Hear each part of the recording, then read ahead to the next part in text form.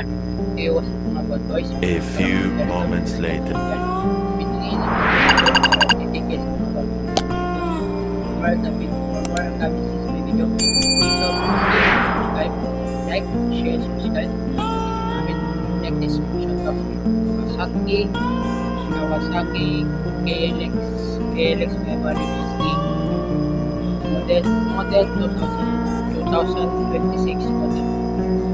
Engine type liquid cooled, 4-stroke, parallel speed, double red cam.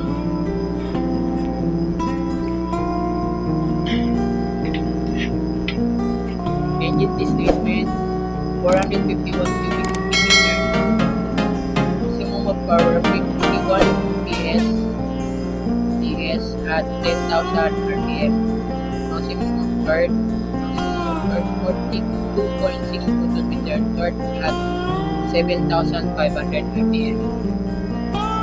Curve weight 1 hour later. 185 kg or 430 kilos. Fuel tank capacity is 16 liters or 4.2 gallons.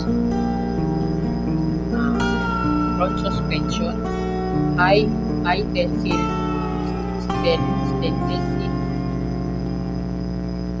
Front rear suspension, 43 mm inverted fork. Only tank suspension. Rear front brakes is with selectable with ABS.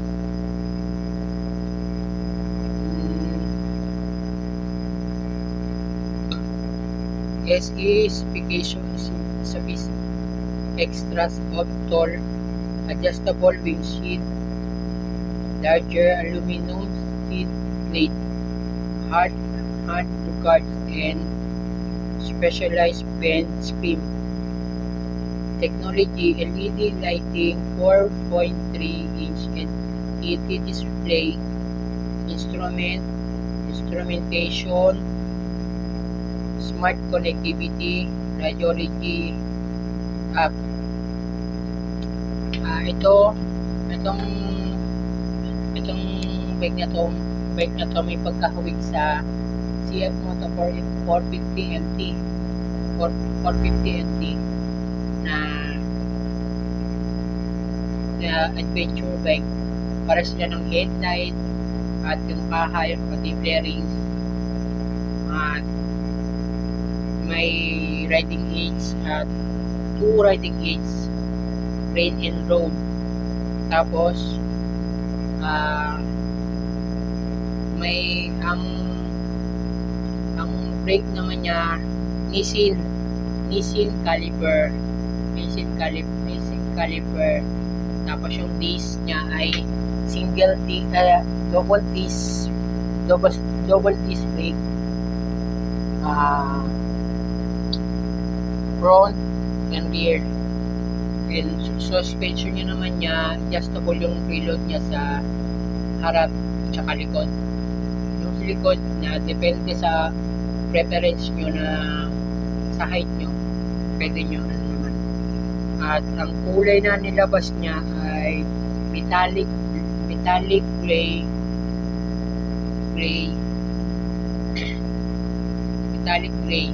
and then may black glossy black na nilabas. Dalawa lang nilabas sa Pilipinas. Ay ang SRP niya ay ang itong power niya pala ay nakano pala siya yung engine niya pala naka-power ng twin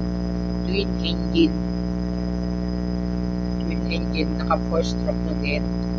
Tapos ang displacement niya ay 451 cubic centimeter. Tapos yung horsepower niya 51 PS at 10,000 RPM.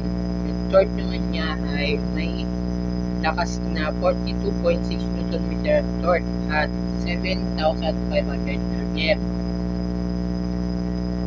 Ang curve weight niya ay bigat niya ay nasa 195 kilos. Tapos yung capacity naman niya, full tanke, ay nasa 16 liters.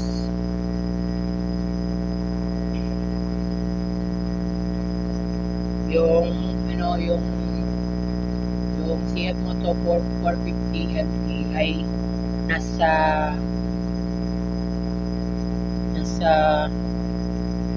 15.4 liters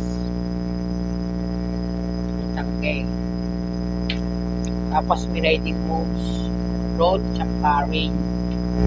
Tapos pwede mo itong i-connect sa cellphone mo via Redbory app. Tapos ang suspension naman niya ay tensile steel trellis frame. Ang sukat naman niya ay sa harapan 43 mm inverted fork. Tapos yung sa likod naman niya ay naka 240 mm inverted fork with adjustable payload. Tapos lahat ng lights niya, running lights, LED, headlights, LED, daylight, LED, running lights, LED, all LED for headlights. Pwede mo itong connect sa phone mo. Doon mo makikita lahat ng mga may gear indicator, may fuel indicator, may engine indicator, may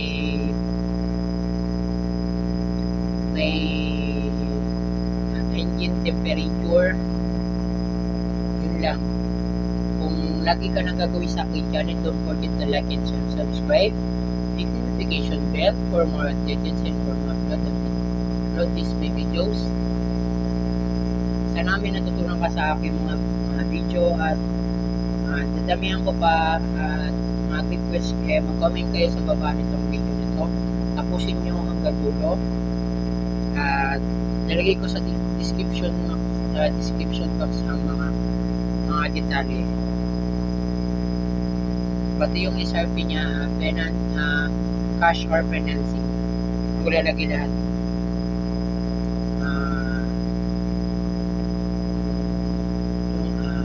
Lagi kung hindi ka pa subscribe mo, pinutin mo yung red bell button para ma-updated ka sa mga susunod kong bagong upload na videos. Don't forget to like and subscribe, click notification bell for more updates and for more upload these videos. Follow us on social media account as TikTok, Twitter, Instagram, Facebook, and YouTube. Follow us.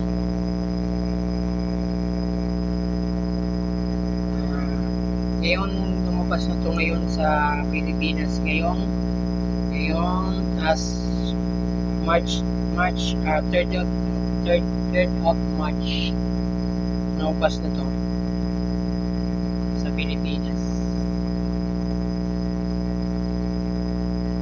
Any branch kayo pwedeng kumuha. Any branch, Motorcycle City or Kawasaki, kahit saan, kahit saan lugar, pwede kayo kumuha. Depende sa kukunin yung financing or cash.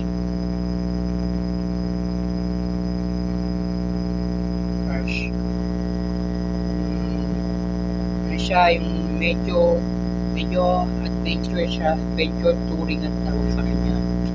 For comfort yun. May ano siya, may siya.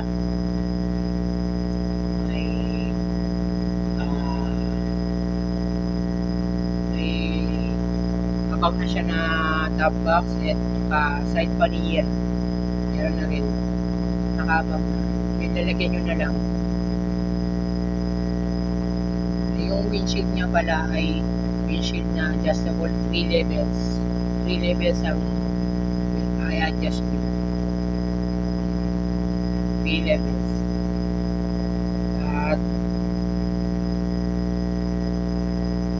itong SRP niya pala ay SRP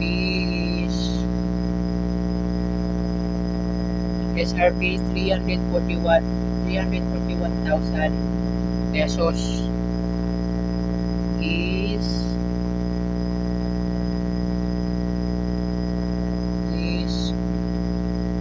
price is total is 381,000.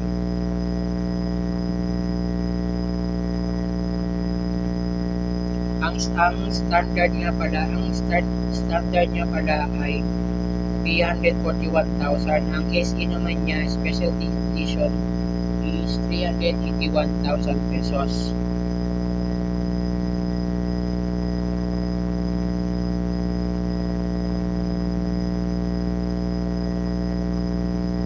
May cornering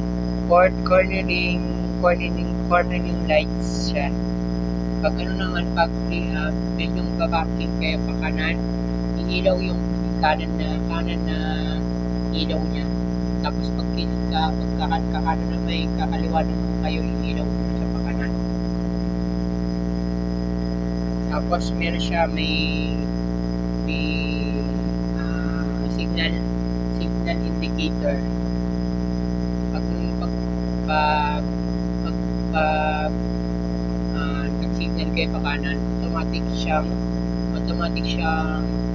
i-shutdown.